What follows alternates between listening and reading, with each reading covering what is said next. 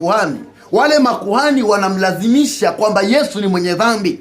Sikiliza, wanamwambia kwamba aliyekuponya ni mwenye dhambi.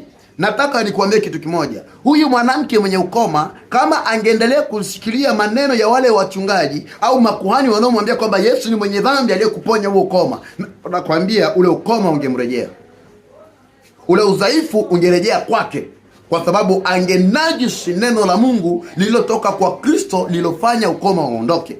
Ila napenda hekima ya mwanamke huyu. Biblia inasema mstari wa 10, Yohana sura ya 5 mstari wa 10, kwa sababu hiyo Wayahudi wakamwambia yule aliyeponywa, leo ni Sabato, wala si halali kwako kujitwika godoro. Sikiliza nikwambie, kuna mtu ametamkiwa baraka, lakini unaikarijiwa na ndugu zako, unaikarijiwa na wachungaji wako wengine, unaikarijiwa na mtu unahisi ana uwezo kuliko baraka ulizozipokea. Hawa Wayahudi wanamwambia huyu mwanamke, leo sio siku halali ya kwako wewe kujitwika godoro. Bwana Yesu asifiwe sana.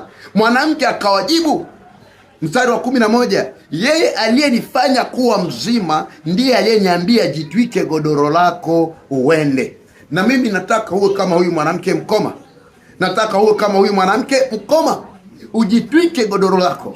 Ikiwa umeombewa, unapaswa kuamini na kuzingatia hilo hilo kwamba tayari umepona.